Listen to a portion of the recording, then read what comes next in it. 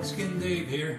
If you're ready for another cup of coffee, one of the things I wanted to do, and I said we were going to do it, was I've been looking through the history of the smokeless powder from this Bible. I'm calling it the Bible now. You all seen it. So get it close enough for people that just tuning in.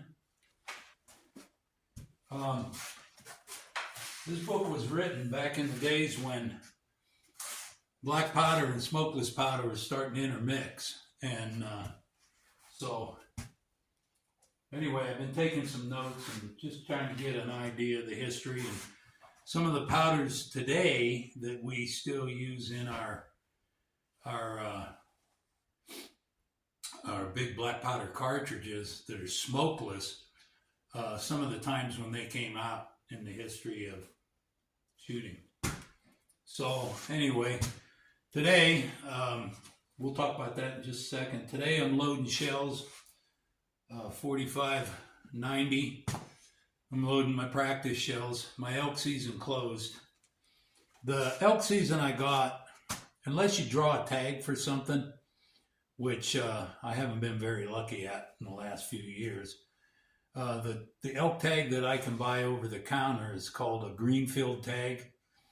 And what it gives you is in any weapon hunt, anywhere around cultivated and irrigated fields within a mile. And all of my scouting has taken me even places where I was further away. I haven't found any tracks or sign, and it just hasn't been elk going into the fields where I can get outside and maybe ambush one. I don't know, they're not there. So the other part of that hunt is a muzzleloader hunt in November, and it starts around Thanksgiving. And so I'll be shooting a muzzleloader here pretty quick, kind of getting ready for that. And that's a hard hunt because the weather is, who knows what the weather's going to do. I've hunted that hunt before in 5 below zero. Of course, snow and crappy weather and shitty roads. Anyway,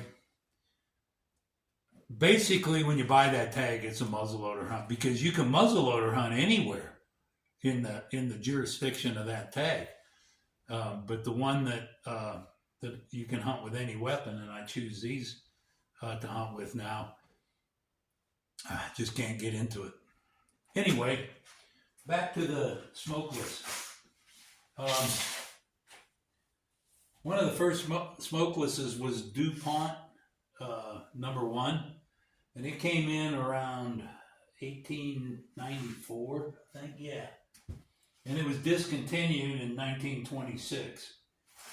And the interesting thing about the first smokeless is they were similar to black powder in that you could load them just like black powder. If you had a volume that you had to fill up and compact, you can just load it by volume. You didn't have to measure it like the smokeless we have today.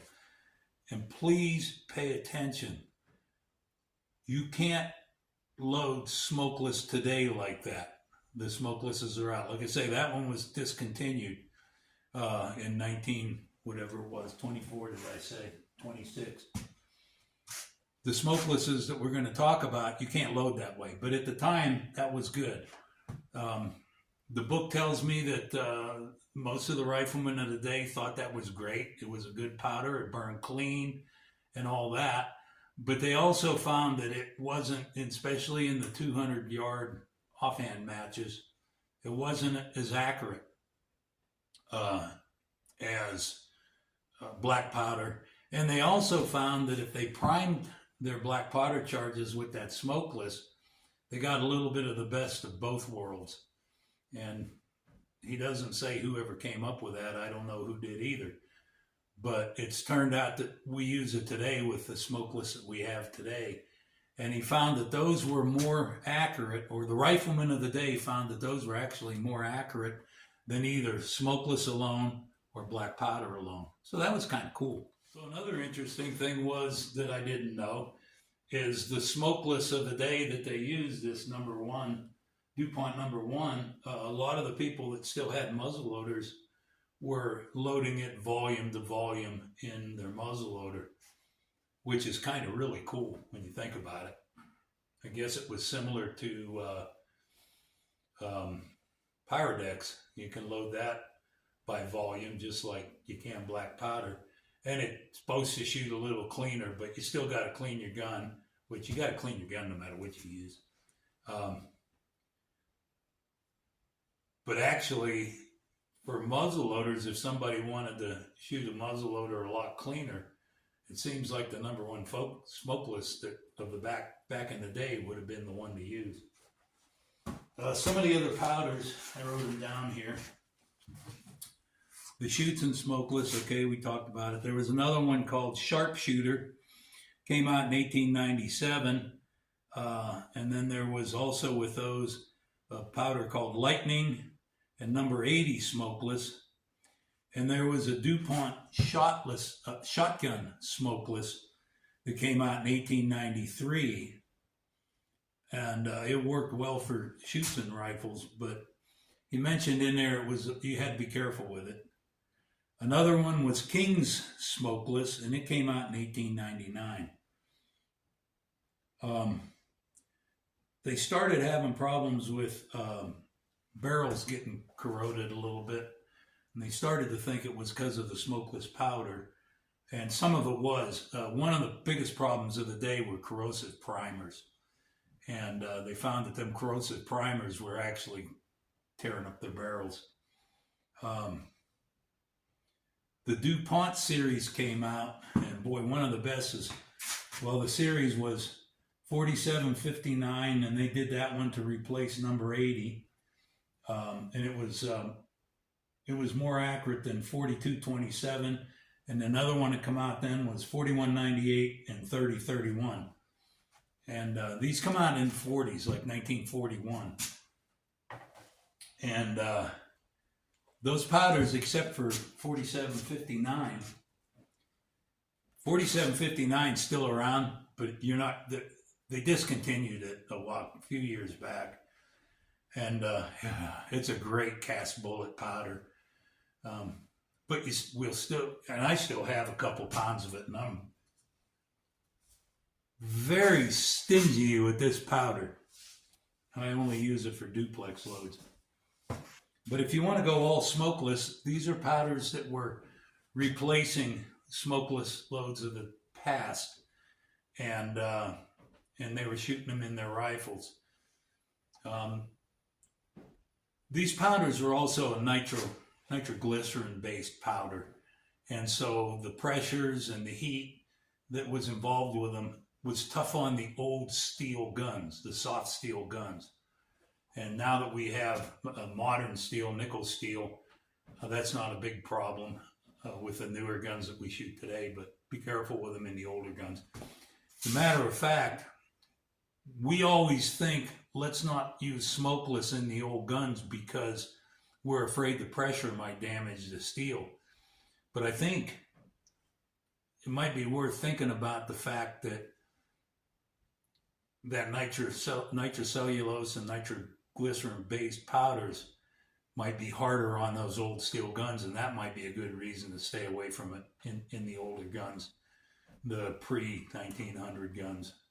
So, and a couple other things that I drug out of there that I thought were interesting. That was it. Sorry, I thought there was one other interesting thing out of there.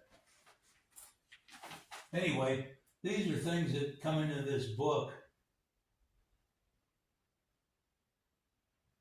The one other thing, in 1908, DuPont came out with what they called their Shoots and Smokeless, and we just talked about that. And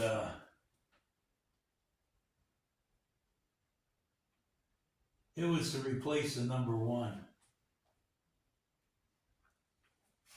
So they were still working with stuff, and riflemen were still experimenting. It must have been great to have all these new things coming out to experiment with and see which is better and which isn't in the rifle matches.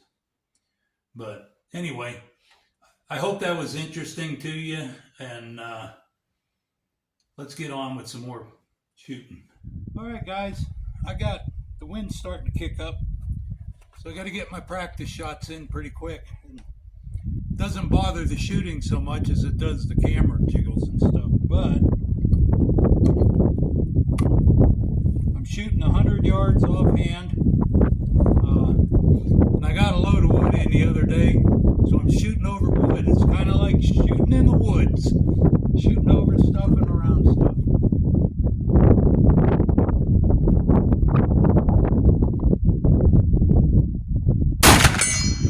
That sounded like a hit.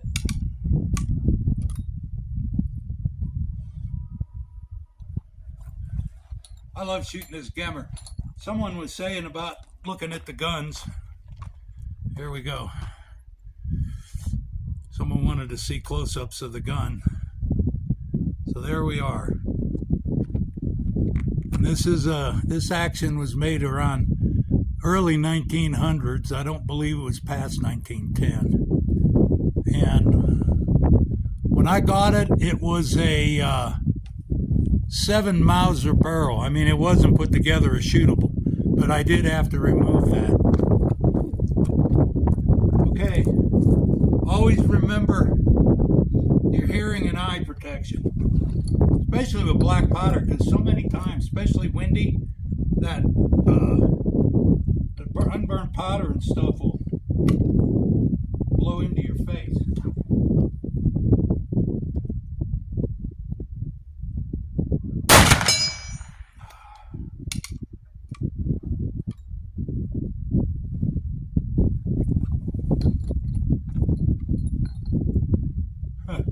Put that target up and it's going to get knocked down. The dirt's kind of soft and the legs are digging in. Probably knock it over with this one.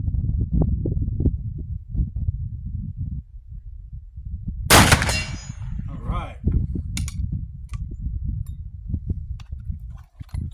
Anyway, I'm going to shoot the rest of these out before the wind gets too bad, and or a target falls over. It's sinking on one side pretty good. Anyway, let's go back in the shop and we'll finish up. Grab a cup of coffee. We'll go back and talk. All right. Man, the wind started kicking up pretty good. Okay, let's put this right here. I'm going to patch down it. It's looking pretty clean anyway. I want to say it again. Do not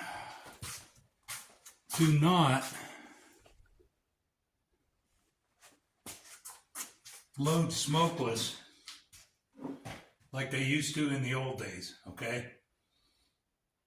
If you're going to put smokeless in these old guns, stick to the ones that are made with modern steel, or the ones that are made, the replicas. They're all new and modern steel.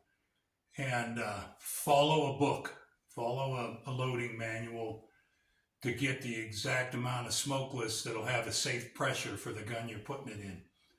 The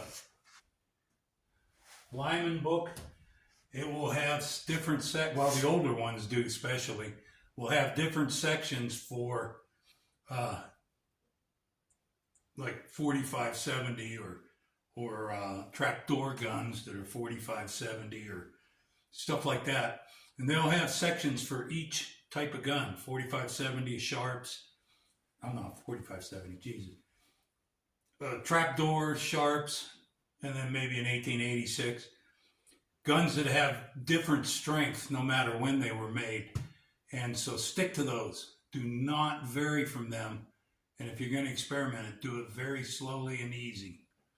That's all I got for you today.